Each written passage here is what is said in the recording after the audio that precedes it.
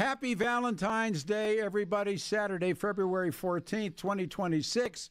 Good old 710 KNUS. Woo! Happy Valentine's Day, 58 the high, 66 on Sunday, and 68 on Monday. And to give you an idea of how last hour ended, you know, and I'm sorry, that you're just a sorry F-ing mess. And in fact, you don't want to go against your radio station and your money and everything else. I'm sick of it. We've already proven there's voter fraud, and where the hell have you been, Pete? Ladies and gentlemen, the Floras are with us. Changing the subject. That's right. That's a hard act to follow. Moving right along. Moving right along. So this was my show I planned for Valentine's Day, and of course, talk radio, no man its master. There you go. So Oatman will be here. Next week, Chuck Morris is here.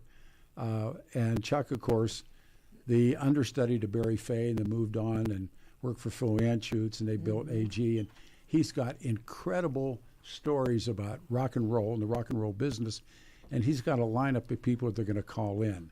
Great. So that's next Saturday, and then the Saturday after that, we will have Oatman, and who knows whom else will come in studio. In the meantime, I've been trying to get these two guys to do a radio show. When did I first ask you? Like 2 years ago or something. Yeah, well, finally, you and I got 3 hours after Hulk Hogan passed away, and I got to tell you, that was one of the most fun times I've ever had on the air. You were magnificent, and Jonathan, who is the separate. I mean, everybody knows what Deborah does and has done, but no one really knew your involvement in entertainment, Disney, working for Vince, being married to Deborah. Well, it was That's actually entertainment right there. It was actually pretty funny. When we first got married, Deborah was Jonathan's wife. Yeah. It didn't take very long, and I was Deborah's husband. Oh, that'll happen quick. Well, smart was where he up, so I did that. What was your name before you got married? So this is so funny because I grew up here in Colorado, and finally some of my high school fellow alumni finally found me because I was Debbie Ricks, Riecks. Okay. Now, I always tell my parents that if someday I found a better last name, because it's German, it used to be von Ricks, but my father being a lieutenant colonel, he's like, we will not say Ricks, we will say Ricks. Sure. But I grew up Debbie Ricks, yes she does, no she doesn't, ha ha ha. I mean, it was just endless jokes. So when I met Jonathan and we got married pretty quickly after we met, I'm like, Flora, I'm running with it. So the joke is now I am Senora Deborah Flora from Aurora. I just stepped right into that. And in My this, name was Flora. It's still Flora. and in this corner, There you go. Exactly. my favorite place, Parts Unknown. Yes. From Parts Those Unknown. were the mathematics. Yeah. Yeah. Oh, yeah. I tend to be the heel more than the baby. She's the pretty one, the good guy. But you had done all you had done prior to meeting Jonathan? Well, we've been married 25 years. So we met, I grew up here, went to Overland High School, Lowry Air Force Base, and I had temporary insanity, went to Hollywood. So we met there, and I always say 25 years in Hollywood years, it's like dog years. It's actually like 70, so we're pretty proud of that. Well, now, who were you working for when you guys met? I was with Disney then. So I'd already done the Dodgers, WWF, my radio career, all that was behind me. So I was with Disney in Burbank. And I was doing acting. I was with the National American Shakespeare Company. I was acting, and we actually met at our church, which was always a very interesting thing because that was a huge conversation starter in Los Angeles. Everybody's like, what set did you meet on, or where, what bar or what party? But we met at our church, and they were bringing people together to make Christian movies, and we both had this same response. We were kind of like, and there's a lot of great people. It's gotten much better quality, but at the time we were like, Christian movies tend to be an excuse for mediocrity in the name of Jesus. So neither one of us wanted to go to this. We did. But you'd already been on a hit television show, right? Well, I had been on a soap opera for a while because and then I'd been really close on to several large movies, but a lot of what I did was theater. And I had begun to realize when we met that I really did not care anymore about trying to navigate being an actor. It's really tough to be That's a single that's woman, really tough. be an actress, and maintain your integrity. You know, as a Christian, there's certain roles I wouldn't do. But by the time we met, and we do tell the story, we did make a movie right away. So he was a director, and we, so we did meet in that way. But we quickly began to start a production company because we cared more about the content and the stories behind the films than whether or not I was in it or anything like that. What films were you in? I was in some movies that didn't get as wide a release as we would like. Actually, by the way, Jonathan's been on the cutting room floor of more large movies than I have. Yeah, Primary Colors, As Good as It Oh, Gets. man. I mean, I was on all those, and it was actually interesting for As Good as It Gets because Brooks, the director, he had me go from being a one-line kind of guy to go over here and do this with Cuba Gooding Jr., go over and do this. And I'm getting all these lines now. I actually got bumped to my own trailer. And when I didn't get invited to the crew and cast party screening, I knew then I probably didn't make the cut. And I didn't. And then even when the DVDs came out with bonus features, I still didn't even make the bonus features. So. I didn't know you had ink till right now. I mean, I do. You've always had Yeah. long I'm sleeves like a on. walking billboard. It's kind of like my Yeah. Indian belt of my life. You can Here's what I've been and done. Here's a funny story: is all his time in the military, never had a tattoo. We got married on our first anniversary. We got matching tattoos. I've never had one. You got ink too? I did. Yeah, that one is where no one else sees it. But I see it. No, I'm onto those. But then I know. for our 25th anniversary, we also got matching tattoos just last year. Mine's a little bit more feminine, and his is it's Micah 6:8, which is a scripture that we love. It's what does God ask of us but to act justly, love mercy, and walk humbly with God. And after running for Congress, I was like, Well, that was rough. that means a lot. Yeah, that's a whole other. That was rough. Yeah, exactly. Yeah, But- all their wounds are back there in the back. Oh, not the in arrows, front. no. Yeah, from our own side. But back to when Jonathan and I met, one local project that did have national impact was I was actually in The Shining, the remake that Stephen King did, and I was also his personal assistant. And that was shot up at the I Stanley was Hotel. in that film. Were you? Yes. Oh my gosh. Wait, which scene, what part? Stephen's producer, director, sidekick is a guy named Mick Garris. I know Mick Garris really I well. know Mick real well. I worked with Mark Carliner, who was the producer. This is a bizarre story. But, It is. But so I knew Mick. Mm-hmm. So they were up in The Stanley Hotel. Stanley Hotel in Yes. Estes. And he calls me one morning. He says, "Hey, Pete," and I said, "Hey, Irish, what are you doing?" And he said, "Stephen and I are listening to your show." And I was doing the morning show in KHOW. And he said, "Stephen likes the show." It was brassy to do it. I said, "You think Stephen would like to come down and do the show?" And he said, "Wait a minute. Yeah. What time do you That's want great. us?" And I said, "I'd love to have Stephen King for like the whole show." He said, "Well, we can probably do 2 hours." Stephen King comes down, and I knew that The Shining was about recovery. Yes, yes.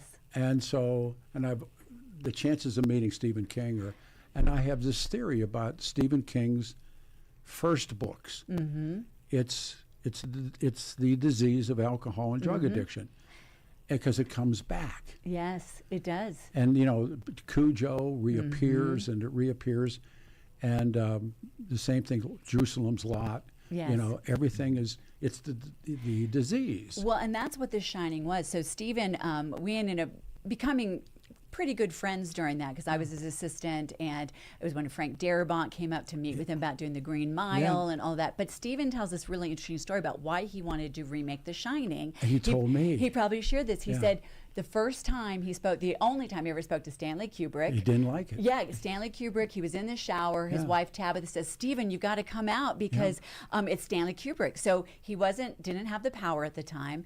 And he gets on the phone, he walks out, and Stanley said, "I have one question for you." And Stephen says, "What's that?" He goes, "Do you believe in God?" Yeah. And Stephen said, "Well, yes, I do." And he goes, "Well, I don't." And he hung up the phone. And he knew then that what Stanley Kubrick did incredibly artistically, incredibly chillingly, but he changed the entire message of the movie. It was the most personal of Stephen's book, he was telling me, because when he was in Boulder and went to the Stanley Hotel, he was dealing with alcoholism. Yes, he was. And at the end, there was redemption for the main character instead of nihilism. And so he comes into the studio, and Garris is off talking to everybody, and so we hit a break, and I said, "Can I ask you something?" And I said, "I think I've read almost everything you've written." And I said, I have a hunch that you're in recovery." And he looked at me and he said, and he brought Mick back in, and he said, "Hey Mick, who's running the AA meeting?" This is where I fit into the movie. Yes. And we're sitting there, and he said to me, he said, "Do you ever run an AA meeting?" And I said, "Yeah." He said, "Do you want to run one in the movie?" And I said, "Well, yeah, sure." You know, I was like befuddled that he would ask me, because he's, you know, these guys. And so they had Colorado Women's College, and they were using it as the site of the AA meeting in the Overlook. And I went out there that morning, and they put me in makeup, and the guy's sitting in the chair next to me, and they have all these monster faces. And he said, "What are you here for?" I said, "Oh, I'm alcoholic." And he kind of looked at me. I said, "What are you here for?" He said, "Well, I'm the star of the movie." Was it Steven Weber? It was Steven. It's Steven There you Weber, go. yeah, from Wings. But we had this, and then KOA, the Rockies had started, and Stephen King's a huge baseball fan. We went to that game. I went to the game with Steven. You were in the box. Yes, yes. I was in the box. Oh my gosh, Peter! We only are finding this out now. All those years ago. Yeah, So. because then we went down where the press box where they were calling the game. Right. And Stephen went down there. Yep. And I thought the world of him. He is a great guy. The way I would describe Stephen King, the first time I met him, he walked in the door, and like I said, I was his assistant on the set, and then I was also in it, but on the cutting room floor eventually. Stephen walks in, and we actually got along because I hadn't read Stephen's books. I was the only person, so I was kind of the gatekeeper in a way, because I'm just not a big horror fan. And Stephen walks in, and he reminds me of Tom Hanks in Big. He walks in, he's tall, he's wearing this He's real rumpled big, baseball yeah. cap, kind of too short of jeans that are baggy, and he looked like a 13-year-old stuck in this like 6-foot-something body. And so he had just been coming out with the serial of The Green Mile, the serial novels. And I said to him, I said, "Stephen, how do you come up with this stuff?" I said, "What?" And he goes, "Well, this was all based on my fascination with the electric chair." Yeah. And he said, and I said, "Stephen, I said, Stephen, you kind of remind me of like a 13-year-old that just gets fascinated with something like, what happens if you put salt on a slug?" And he goes, "That's it exactly." And then his incredible creativity. He's actually, I think, will go down as one of the best writers of our time. So prolific. But Stephen is a good guy. Very good guy. One last story, and then I'm going to, this is also, by the way, 25 years of marriage. Jonathan is very patient when I talk. I love it. The guy's just sitting there. I'm a good listener. Yeah. But one other story is Stephen, when we were doing The Shining, I was actually in a car accident. We were moving from the Stanley Hotel down to Stapleton, where we were going to do the internal stuff, and a PA, production assistant, was driving us, and we ended up sliding on ice, going down the mountain. We took out a tree, and we ended up stopping just at a shared drop-off, and fortunately, there was a doctor that was behind us. They took me to the hospital, and the first person that showed up was Stephen. And I'm lying there strapped in with this neck brace, and all of a sudden this big face leans over and he goes, "Deborah, what is God trying to tell me?" And I'm like, "Stephen, I don't know, but I'm just saying, thank goodness his angels kept me alive." But we would have these deeper spiritual conversations because of his journey. He's a good man. He and I talked, and then we ended up talking at the ball game because he really wanted to talk. I didn't want to hang around with the big star and act like I was, sucking up or something. And he said, "No, come here." And we talked about all of his. I said, when I was a little boy growing up, Frankenstein and Dracula and the world, they all died. I mean, as spooky as the movie The Thing, Howard Hawks made The Thing, that scared the hell out of me. But it was dead. When I left the theater, they had shrunk it with the lightning, with the electricity. And Lugosi dies and Karloff dies. And I said, "Your stuff doesn't die." And I said, and that's really where I picked up what he's really talking about. Yeah. He's talking about us. And then the carpet on the floor and the kid and everything. And so, no, we talked about it for a long, long time. And in Jerusalem's Lot, which is one of my favorite frightening Stephen Kings, you know, where they're hiding in Guatemala from the vampires, you know, and I'm going like, that's the disease talking. And he was like, and I still hear from Altman. Excuse me, Altman. He's No, living in my head the right topic now. I still hear from Mick Garris, you know. And oh, he's a good guy. Yeah. And you know his wife, beautiful woman. She was the ghost figure in the room that was haunted in the Stanley Hotel. That's his wife, tall, beautiful, blonde. And he had so much fun. Jonathan first directed me in something, and it had that edge to it. And he was a director. I was his wife, and he had like those special effects, like making me look monstrous at certain times or whatever. And we joked about that with Mick and his wife afterwards. Well, they invited me up for the final scene the night that they came home, and that was really the difference. I didn't like Kubrick's film. Because I read the book. Yes. So I didn't like Kubrick's film, and Hal and Charlie, who were Denver radio legends, are in that movie. When remember the cook leaves the airport, he's going to go and find, when will it shine? It'll shine when it shines. Yes. One of my favorite lines. I did that with my grandson the other day. When will it shine? It'll shine when it shines. Yeah. And he's trying to get up to the Overlook to save the little boy. And of course he gets killed up there, but Hal and Charlie are on the radio in the background of Kubrick's film. Wow, And that's something. it was all these kind of things kind of tie. What are we doing here? Well, all these kind of things kind Well, of this tied is the in. director you want to talk to right here. But Well, I have the respect for Stephen King and what he was doing with you. It's always fascinating to me. The good writers, people are the greatest source of material. Everybody man. has a story, so we can take things from individuals that we witness, what they say, how they act, how they dress, and that becomes a character.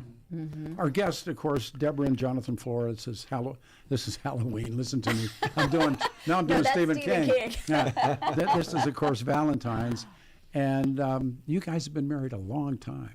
Yes, we have. Got married late. I wish I'd have met her earlier so I could have more years with her, but That's so it's God's kind. timing. Yeah, it is. So Yeah. we got 2 minutes to the pause. What's the secret when someone asks you? Marry your best friend. Yeah. And for men, marry up. You know, I told a buddy one time, I go, I married out of my league. He goes, dude, you married out of your species.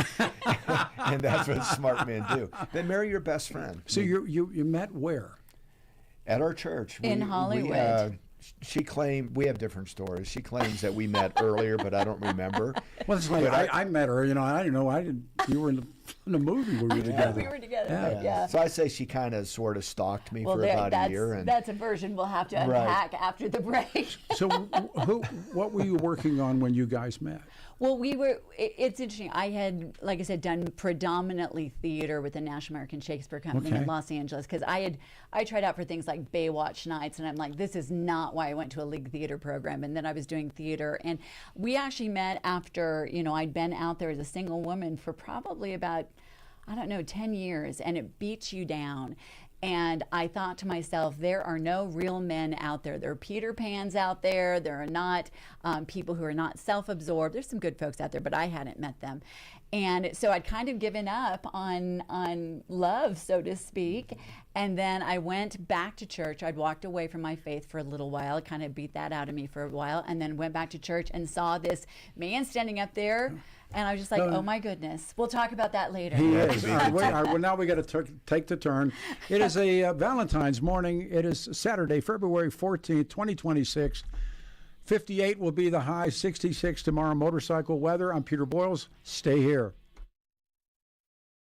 Your KNUS forecast for the Denver metro area includes a chance of a little bit of some shower activity early this Saturday morning. Otherwise, weather system continues to move eastward. We'll see clearing skies, have highs today mid-50s, lows near 30. Unseasonably mild wintertime and mid-February conditions for your Sunday to Monday. Highs only mid-60s, lows mid to upper 30s. Starting to trend cooler, breezy to a little windy with some developing rain on Tuesday. Could have some snow by Wednesday. I'm meteorologist Mark Huer in the 710 KNUS Weather Center.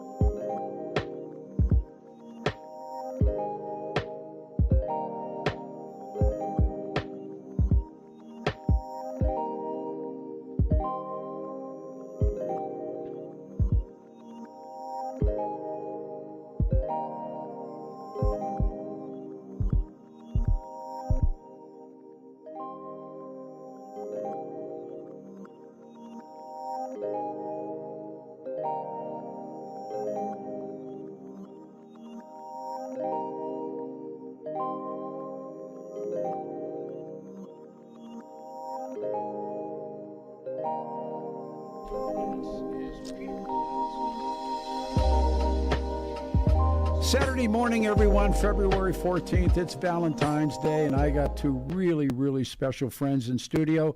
Deborah and Jonathan Flora are here. 58 will be the high, 66 tomorrow, 68 on Monday. And you've seen them popping up on every corner of those big corporate dental chains that have been infiltrated by private equity and people who only care about the bottom line. They treat you like a number on a spreadsheet. You never see the same doctor twice, and I don't know about you, but I'm tired of it and went to the dentist that knows my name, stands by his work. And Dr. Richter, Twin Aspen Dental Center, I've been going there now for 5 years. Dr. Snyder, Dr. Rich, they run a local private family practice where they actually take the time to do it right. They offer everything your family needs under one roof, so you're not being farmed out to some specialist. We're talking about the high-tech, latest tech, same-day crowns. You're in, you're out in one visit. No dental implants, no dentures, no Invisalign. They do all of that in-house with them. They don't send you someplace else. If you're in pain, They offer same-day emergency services and get you back on your feet fast. The high-tech care, the small-town handshake, they really take, again, most insurance, but if you're self-insured, ask about the reduced fee membership plan. It's a common sense way to get quality care without the corporate price tag.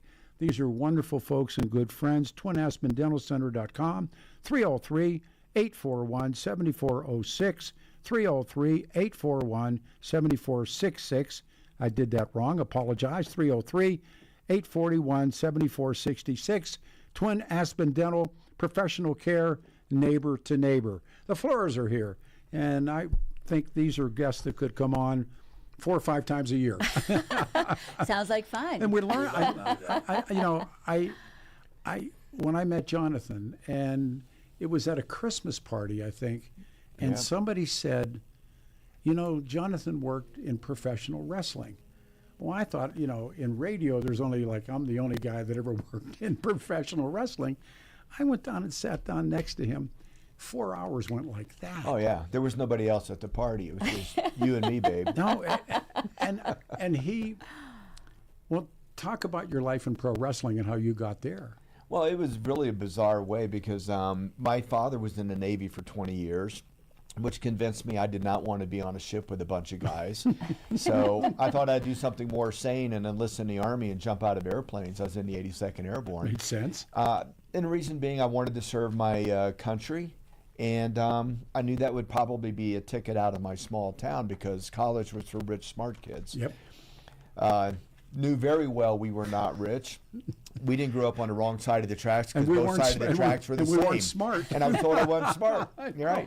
But as a result, I was able to go to college. I went to Ohio University. I got my bachelor's and my master's. And through a very serpentine way is how I ended up at Disney. But I was with the Dodgers at the time, working down at Vero Beach, had a possible gig coming up to the Parent Club in LA, and somebody in my master's program called me that was the head of marketing for the World Wrestling Federation. And he goes, "You want to come to the WWF?" I'm like, "Wrestling?" Like I said, I was raised on that. My grandfather totally believes it's real. My grandma, he would watch a football game and say, a bunch of grown men fighting over a ball, give them all a ball, let them go home. But wrestling, they need 2 referees because these guys are too big, too fast, and he was a total believer. My grandma did the rosary when Bruno Sammartino wrestled on TV. Yeah, that's why he was champ for so long. A true believer in every sense of the word. Yeah. There's a person called a mark. Yeah. Explain marks. Mark are groupies. Yeah. They call them jobbers in the FDNY. They're just people that can't get enough of it. We mark. They're total believers. And when we were on the show last time together, we talked about when Vince McMahon deregulated the WWF because it was considered a real sport. And he goes, "Why are we paying all this money for the National Wrestling and Boxing Commission or whatever to come here?" Yeah. He goes, "All right, we'll just go to court, get deregulated, stop giving these people money, and never miss a beat." Because Jimmy Hart said, "For believers, it doesn't matter. For non-believers, it doesn't matter." Explain kayfabe. Kayfabe is I've drawn a blank on it. No. It's a situation. It's a language. Well, we called it. It's like carny. We called it carny, exactly what which is kind of like pig Latin. Exactly. And it was very unique for me because when I got the job there, I was told, "Don't be one of the boys. The boys don't like the suits. Suits can't be one of the boys." They called it the office. The office. Yeah, it was down on Summer Street, and then they ended up getting that brand new building on 95. But I worked out a lot then. I was pretty big back in the day. And so when we would get on the road, I'd go to Gold's Gym and work out, and the boys would be there. And they came to really respect me. And I was able to get them to do things that a lot of the other suits couldn't, because a lot of these guys were 3-piece suits, 160 pounds, never did anything in their life. I can go in there and lift weights with these guys and get it. So I kind of was a hybrid in that regard. So it actually worked out for me. Because they would, like to your point, they would be talking, and a certain suit would walk in, and they'd flip into kayfabe or carny, like right off the bat. Or in front of a mark. Oh, yeah. And when I traveled, the limited travel I did, but if 2 of the boys, 2 wrestlers were there, and somebody walked in, everything switched quick. Because when I was working, kayfabe was still, people believed it to be true. Mm-hmm. My grandma believed it to be true. Yeah. My grandma wrote me a letter when Larry Zabisco turned on Bruno Sammartino in the Garden, my grandma wrote me a letter about it. And people were scarred. Oh, But I love the history of it because Yeah. carny being the other word, it goes back to the carnival acts way back in the day. they started. Where you got the bearded woman and the world's strongest man talking, and then somebody will walk in and they'll switch to another language. Or the wrestlers they took out on the tours with them, and guys like Strangler Lewis and all those legendary names. guys. Oh, Farmer Brown. And they would challenge. You know, Yeah. some rough kid would come out of the audience, and these guys were shooters. And, Yeah. and they would, and they for the money, they'd mess you up. Well, I've still got a picture somewhere of Haystack Calhoun holding my sister, and she's like Yeah. this big in his hand. He was 600 plus pounds. Well, the announcer would always do, so Haystack, what do you have for breakfast? And then and that was a standard. I have 900 eggs, 6 loaves of bread. Remember that guy would yeah. do that? And when he would come and sit, he would put two metal chairs together. Yes. Because it took 2 chairs to hold him up. Did you ever work around Andre? Yeah, yeah. Andre, I've got an interesting story, but he was, even though Vince owned the company, everybody referred to Andre as the boss. Oh, yeah. Because he you know, He ran it. he ran it. Yeah. You know, everybody talked about Hulk Hogan, who really became the face. Yeah. But if you've seen the documentary about Vince, did. Andre is what really helped build the foundation, and then Hulk became the face of it all. But I remember one time we were in Boston, back when the Garden didn't have any AC. Remember the one hockey game where it all Yeah. fogged It up? melted. They had to stop because they could. Oops, so sorry. I'm animated. It's the Italian in me that It's I don't wrestling. have. I should have moved. Yes, I'm getting. Let's go. Squared circle. And Tim White was Andre's assistant, but he was also one of the referees. And he goes, "Hey, the boss wants you to join him for drinks after the show." I'm like, "Ooh, that's cool." And so when I go there, all the other wrestlers would be in the lobby or the bar of a smaller hotel, and it's packed. Andre got his own place. He was in a nicer hotel, a different place. And when I walked in, I saw where they had it roped off because people would just stand. It was like being at a zoo. People were just standing there, Yes. 5 or 6 deep, Yeah. just to stand there and see Andre over at the bar. And so when I came in there, we sat, there were 4 of us, and we drank all night. And when they did last call, he goes around and he goes 3, 3, 3, 10. And he brought out 10 drinks. And as the night goes on, you get a little numb. You kind of get used to this massive guy being this close. But when we said goodnight and said goodbye, I remember I'm 6'2". When we stood up, he just kept going and going and going. Now, you're a big guy. And then you shake his hand. Yeah. My thumb and small finger barely covered the pads of his hand. He was ginormous. But it was just such a good conversation, you know, and imagine the kind of life that he had since he was young. You know, he never really had an ordinary, normal life because he was a star everywhere he went. Even if you were living in a cave and came out and saw Andre, you got to go, okay, who is this guy? And the things that we take for granted, regardless of our size, he can't do. Right. Did He's you gotta feel, have this exceptions. sounds terrible to, well, did you feel sorry for him? Yeah, I did. Yeah. Because there are groupies, you know, Oh, yeah. just like any rock band. People that you know, wanted to see things. see things, and also girls, Yeah. you know. But he never got to have a really normal life. And how can you when you're way over 7 foot and like 520 pounds? He had an assistant when I met him, and I worked 2 shows with him. The guy's name was Frenchie, and Frenchie was Andre's guy, took care of Andre. And he said that they knew that Andre couldn't, and this is a tribute to Vince. Vince could not keep him because nobody's ever going to beat him, so he farmed him out for money. Yeah. He was a novelty that, I mean, Vince paid attention to Andre and paid him.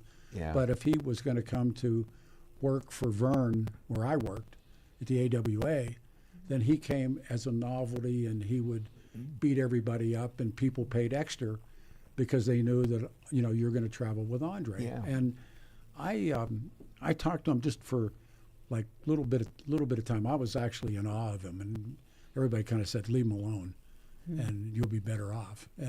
But that's what he was. Well, and that's how, and again, he did keep to himself quite a bit because the guy was in pain most of the time. That's why he drank. And honestly, him being so physically again, I'm no expert, but it probably is what prolonged his life. But at the same time, it came with the paycheck of getting banged. Because we talked about that. These guys get banged up all the time. And going back to selling him out or loaning him out, until Vince created the World Wrestling Federation, you know, we had all these pockets. And eventually, your star is going to get a little saturated and overplayed. My star is going to get we'll just swap our stars. Move them around. And then we'll bring it on back. And then Vince, of course, you know, brought everything together under one banner. Who was your favorite guy to be with or work around? Boy, it's tough because there were some on different levels. You had the different tiers. Yeah. Hillbilly Jim was great. You know, he's a jock now, you know, and he's on the air. I would not be surprised. He was just, there were some really down-to-earth guys that could never get to the next level, or they had their shot and they weren't getting the heat they needed, you know, either way. But Warrior was an interesting guy. Really kept to himself. He was juiced a lot. So, but Macho Man Randy Savage, he was always Macho Man. Oh, yeah. And he was so cool. And you get him aside, he loved to talk baseball. Yeah, he played his dream was to be a pro baseball player, and he was with the Reds and Cardinals as a catcher for a while. But a lot of them were unique in their own way, and some you couldn't just stand to be beside. Some were just, you know, jerks. But that's the population. That's how who smartened you up? Who smartened me up? Basil DeVito, who was the head of marketing, the guy that recruited me. If I ever had a mentor in my business, it was Basil, and what a great name too. Oh, it's a great name. And I wish I had taken more advantage of what it was, because when I got my master's degree in marketing, went to the Dodgers, did these other things, but when I learned how to market, it was when I was with the WWF. Oh, sure. And he had a great line. He was with the NBA earlier, and he goes, "Look, we're going to charge you for the full price ticket of the whole seat, but you're only going to need the edge." I learned talk radio from those guys. I really did. And how to ring a bell. How to ring a bell and how to get out of the ring quick, but because before you got hit. But Bobby Heenan, I've told this story. We were in Casper, Wyoming, and we were surrounded. They had bad security, and I know I told you the story. And we couldn't go out because there were Native Americans outside who were marking pretty hard, and they also had a little consumption, and so we had to stay inside till almost 3 o'clock in the morning, and then we would travel. And they had what we called church vans, or I called them church vans. Those big long Ford. They had like 4 seats in them, and because they wanted to smoke pot and drink, so I had to drive. And we had like 2 or 3 vans, and a ref would drive, and so I had the tux ripped that night. I had a rental tux, and I got it ripped in the ring, and I got clipped. And we're walking out across the parking lot, and Bobby smartened me up and always kind of looked out for me. And he's as big as Jonathan, and so he put his arm around me, and I said, "What a great night!" I mean, I was all excited, and he turned me around the parking lot, and he said, "Did you get paid?" Mm-hmm. You're like, "Oh, I forgot about that." No, I did get paid. I did get paid. Yeah. But I learned everything that night. Yeah, a lot of these guys, they knew they were in a very unique situation. I mean, I used to cover the Bengals, cover the Reds, you know, and then again working with the Dodgers. The wrestlers though were in a very unique situation because they knew that they had an opportunity. A lot of them were athletes in other sports, and they had their NFL dreams, and you know, talking about Macho Man with baseball, but they knew they were in a very unique situation. Interesting that you say he's the one that smartened you up, because Bobby the Brain Heenan.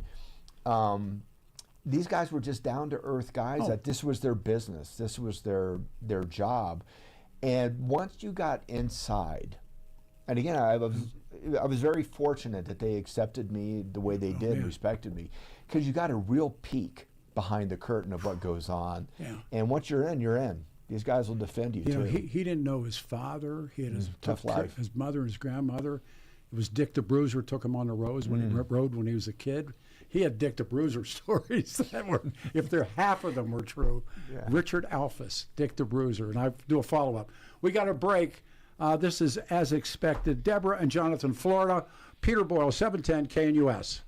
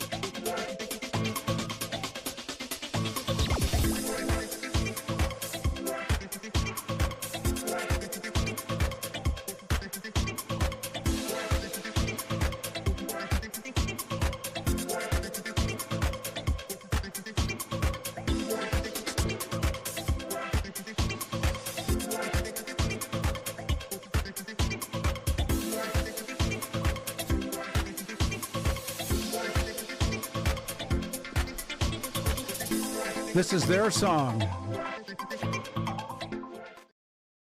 Sing along. sweet it is to be loved by you. I think James Taylor does it better. Yes, he does. Sometimes. There it is. 710 KNUS, it's Valentine's Day. In studio, this is more than I had hoped for. I've been trying to get these guys to do a radio show with me for, I don't know, well over 2 years. When were you here? When did you have a full-time show here? Well, I think we moved back home because I'm from Colorado. We moved back, and this was my landing spot. It was really wonderful because I'd had a show here that I was actually doing out of California for a while. Oh, wow. And it aired here because the head of Salem at the time found my partner and I. She and I were doing a show together, and he said, "You need to reach out to Brian Taylor. You need to premiere this in Denver." I'm like, "Well, I'm from Denver. It's great." So that was, gosh, our kids were pretty young, so that was about 15 years ago. Yeah. No. We'd been wanting to come back for a while, and like I said, it was temporary insanity when I went to Los Angeles to be an actor. But the best part came out of it was meeting my amazing husband and starting a company together. And then we moved back because our kids were about to start high school, and we're like, we have got to get back now. We do not want to raise them in Los Angeles, and we wanted to get home. You knew Trump or no Trump? Well, I don't know him personally, but the story is I was Miss Colorado, ancient history, elbow, elbow, wrist, wrist, wrist. That is the wave. I love it. But I was Miss Colorado, and it was wonderful because I got to travel all over Colorado and meet amazing people, and I just loved it. But when I went to Miss America, it was in Atlantic City, New Jersey. Sure. And the two big names in Atlantic City were Donald Trump and Merv Griffin. They owned all of the hotels. And so I ended up, he was my judge that year. And the funny story is, we were talking about this during the break. Yeah. I studied opera and theater in college as well as broadcasting. But I was like, okay, I was already thinking like a producer. You've got a show, you've got 10 women are going to do talent. Everybody's going to sing. I'm going to do something different. So I also played the flute. And I was like, I'm not going to stand behind a microphone and play Carnival of Venice in chiffon and bore people to tears. Because I'm like, got to be an entertainer. I think that's a through line we're talking about, whether it's wrestling or Hollywood or whatever. So I came out in this long dress, weighed about 10 pounds. I had my flute. I started playing Shenandoah, as boring as you possibly could. And all of a sudden, in the middle of it, this banjo breaks in. And it breaks into dueling banjos. And I'm walking back and forth, and I made sure I had a lav mic so I could move. And I remember watching, and Donald Trump at the time, nothing to do with politics. He was just known as a mogul. And we were warned, and I'm sorry, President Trump, if you're listening, we were all warned, it's after Marla, just stay away from him. We had two rules. Curfew and stay away from Donald Trump. And so when I started to play Shenandoah, he's sitting next to Merv Griffin, and they did not like each other because they were huge competitors. Oh, huge. So you see Donald Trump start going like this in the front row because it's boring. I tried to make it so boring. And all of a sudden, when the banjo breaks in and I start doing dueling banjos, he goes like this and he hits Merv Griffin really hard with his elbow.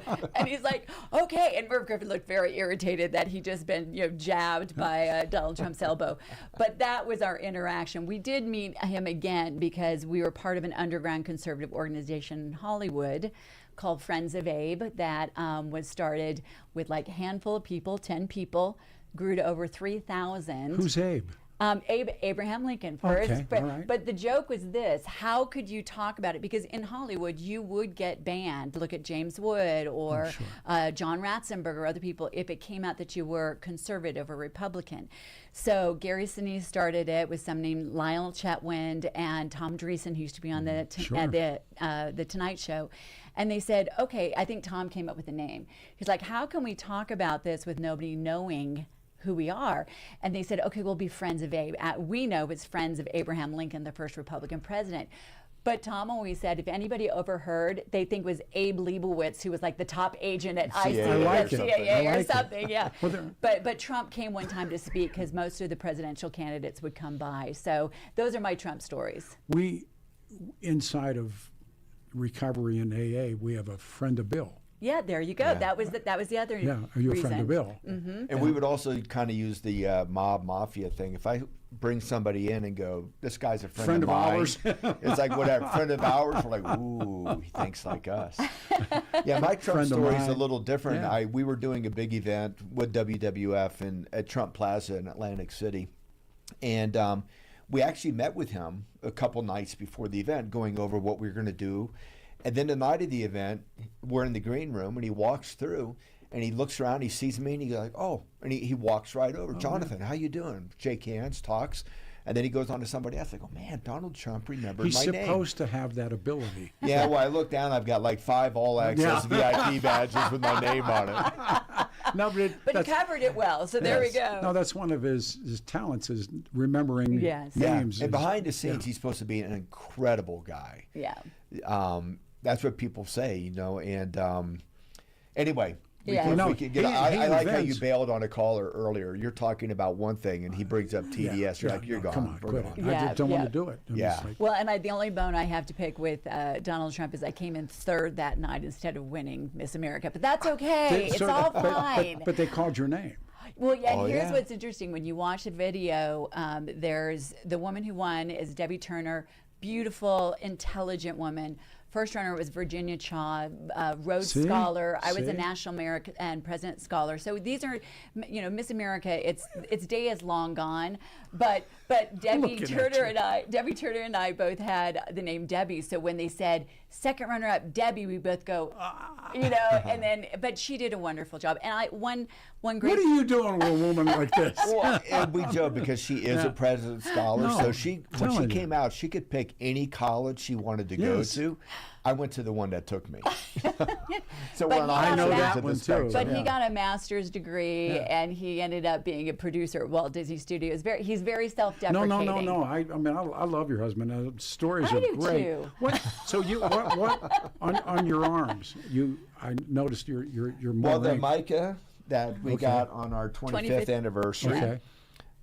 Did that, Micah Deborah? Did that 6'8". hurt when you got tattooed? You know, no, the one that hurt was on our 1-year anniversary in Hawaii, where I was very sunburnt, and we 10 got days of sunburn. and we got one. It says Hakma, which is the Jewish word when God said to Solomon, "You can have anything you want. What would you want?" And he said Hakma, which is wisdom. So on our 1-year anniversary, we thought that is one of the most important Mine's up things, here. and mine's down here. That hurt. This one wasn't bad. This was last year, so. So now I see. Okay, but talk about yours. Yeah. 82nd Airborne, Okay. jump wings. Got I it. told somebody I was getting this, and they said, "Why are you getting dumplings?" No, it's jump wings. And this one, our daughter actually designed this sword. All right. And it's 1 Corinthians 16:13, which says, "Stand fast in your faith, be courageous, be men." And you also have another sword. is Yeah, that cross nails of the crucifix. Oh, so it's okay. 3 Okay. nails. I see that. And then across. this is and the then recent this is Latin. I don't know if you can Yeah. Deo e libertas, which means God and freedom. I have a or God and country. funny story about his tattoos, because as we were saying, you know, all the time in the military he never did, and then I grew up in the military. There's no way I ever thought I would have a tattoo, and I only have 2, and that's all I'm going to have. But we had this joke because we premiered, or not premiered, but we screened a movie that we made together. Jonathan directed it, called Lieutenant Dan Band for the Common Good, about Gary Sinise, 9/11, all of that. Well, we had the privilege of screening it at the George Bush Senior Library, and President Bush the first and Barbara Bush were both there. And this is when President Bush started getting notorious because he was jumping out of airplanes at, like, you know, He was 89 tandem. He was and doing 90. tandems. Yeah. he was Yeah. doing So we were tandems, yeah. talking with Barbara Bush, and then he starts walking down, and they had a private screening with, I mean, it wasn't private. There's probably about 60, 70 people there. And basically, Barbara said, you know, when he got to a certain age, I told him he could do anything he wanted to, like jumping out of airplanes. And look, he dressed himself today because he's wearing these mismatching colors. So I told Jonathan, I'm like, in the last year, I'm like, honey, if you want more tattoos, go for it. That is, you know, this is our It's version of cheaper the than a Bushes. sports car, getting a Corvette or something I can't now. get. I'm on blood thinners now, Oh. so that's over. I Yeah, tried. you've got quite a bit. Oh, I Yes, got a you lot. do. Yes, I'm you manked do. up pretty good, but I tried that one, and it's on blood thinners. You just can't ink. So Well, they told me when I got that's when he goes, now the way it's designed, he goes, in 15 years it's going to kind of start we make a joke blending about together. And that. I go, in 15 years there's going to be a lot of things Yeah. hanging together. So It started out as an eagle, and now it's a pelican. with the surfboard. We return on the other side. We'll take calls. Stay here. It's Valentine's.